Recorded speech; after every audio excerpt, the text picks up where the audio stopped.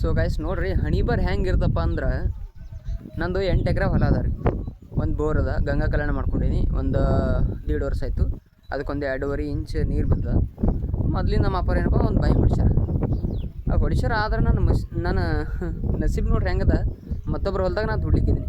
ಮತ್ತು ನಮ್ಮ ಊರು ಬಿಟ್ಟು ಅದಕ್ಕೆ ನಾನು ಹೇಳ್ತೀನಿ, ಸಂಸಾರದಾಗ ಸ್ವಲ್ಪ ಏನು ಜಾರ್ತಲ್ಲ ಊರು ಬಿಡಿಸ್ತದ.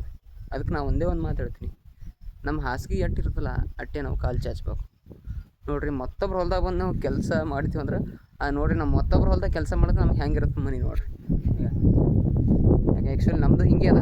ಆದರೆ ಬಟ್ ನಮ್ಮದು ಬೇರೆ, ಇಲ್ಲಿ ಇರೋದು ಬೇರೆ. ಯಾರೂ ಇರೋದಿಲ್ಲ, ಏನೂ ಇಲ್ಲ. ಮಂದಿ ಮಕ್ಕಳು ಸ್ನೇಹಿತರು ಯಾರೂ ಇರೋದಿಲ್ಲ, ನಾವು ಒಬ್ಬರೇ ಇರಬೇಕಾಗುತ್ತೆ. ಅದಕ್ಕೆ ನಾವು ಒಂದೇ ಒಂದು ಮಾತು ಹೇಳ್ತೀನಿ, ಊರಾಗಿದ್ರು ಭೀ ಏನಪ್ಪ ಅಂದ್ರೆ ಕೈ ಹತ್ತಿ ಹಿಡಿದು ಸಂಸಾರ ಮಾಡಿದ್ರೆ ಚೆನ್ನಾಗಿರುತ್ತೆ.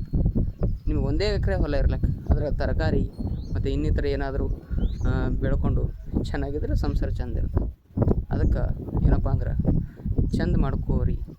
ಇದ್ದೂರಾಗೆ ಮತ್ತೊಂದು ಊರು ಬಿಟ್ಟು ಬಂದೇವಲ್ಲಪ್ಪ ಅಂದ್ರೆ ಮನುಷ್ಯಾಗ ಒಂಥರ ಫೀಲ್ ಆಗ್ತದೆ. ನಾವು ಇಲ್ಲಿ ದುಡ್ಲಿಕ್ಕಿದ್ದೇವೆ, ಏನು ಎಷ್ಟು ಭೀ ಕೆಲಸ ಮಾಡಿದ್ರೆ ಒಂದು ಮಾಲಕ್ಕೆ ಒಂದು ಮಾತು ಅಂತ. ಆದರೆ ನಮ್ಮ ಹೊಲದಾಗ ನಾವೇ ಮಾಡ್ಕೊಂಡು ಉಂಡ್ರೆ ನನಗೆ ಈಗ ಹೊಲ ಆಗ್ತದೆ. ಅದಕ್ಕೆ ಮಾಡೋ ವಯಸ್ಸಿನಾಗ ಕೆಲಸ ಮಾಡಬೇಕು, ದುಡಿಯೋ ವಯಸ್ಸಿನಾಗ ದುಡಿಬೇಕು, ಮಜಾ ಮಾಡೋ ವಯಸ್ಸಿನಾಗ ಮಜಾ ಮಾಡಬೇಕು. ಅಂದ್ರೆ ಅಟ್ಟೆ ಲಿಮಿಟ್ನಾಗ ಇರ್ಬೇಕು. ಯಾರು ಸವಾಸ ಭೀ ಮಾಡಬಾರ್ದು. ತಂದೆ ತಾಯಿ ಮಾತು ಹೇಳಿದ ಕೇಳಬೇಕು. ಅದಕ್ಕೆ ನಿಜವಾದ ಮಗ ಅಂತಾರೆ. ನನಗೆ ಅನುಭವ ಆಗೈತೆ ರೀ. ಒಂದೇ ಒಂದು ಮಾತು ಹೇಳಿದ್ದೀನಿ, 1 ವರ್ಷ ನಾನು ಹೊಲ ಬರ್ತಾ ಕಂಡೀಷನ್ ಹಾಕಿದ್ದೆವು. ಮುಂದಿನ ಸಲ ನಾನು ಹೊಲದಾಗ ಏನು ಮಾಡ್ಬೇಕು ಅದನ್ನು ನಾನು ಮಾಡ್ತೀನಿ. ಯಾಕಂದ್ರೆ ಮತ್ತೊಬ್ಬರ ಹೊಲದಾಗ ದುಡ್ದು ಮನುಷ್ಯಂದು ವ್ಯಾಲ್ಯೂಗೆ ಭೀ ಕಮ್ಮಿ ಆಗ್ತದೆ. ಮತ್ತಂದ್ರೆ ನಾವು ಎಷ್ಟು ಕೆಲಸ ಮಾಡಿದ್ರೆ ಭೀ ಏನಪ್ಪ ಅಂದ್ರೆ ಒಂದು ಮಾಲಕರು ಒಂದು ಚುಕ್ಕಿ ಇಟ್ಟೇ ಇಡ್ತಾರೆ. ನನಗೆ ಅನುಭವದ ಮಾತು ಹೇಳ್ತೀನಿ ರೀ.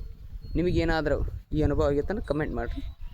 ನನ್ನ ಮಾತನ್ನೇ ಖರೆ ಇತ್ತಪ್ಪ ಅಂದ್ರೆ ಒಂದು ಲೈಕ್ ಮಾಡಿರಿ, ಸಬ್ಸ್ಕ್ರೈಬ್ ಮಾಡಿರಿ, ವಿಡಿಯೋನ ಶೇರ್ ಮಾಡಿರಿ. ನನಗೆ ಅನುಭವದ ಮಾತದ ಇಷ್ಟು ಹೇಳಕತ್ತೀನಿ. ಮುಂದಿನ ವಿಡಿಯೋದಾಗ ಸಿಗಮ್ಮ. ನಮಸ್ಕಾರ, ಬಾಯ್.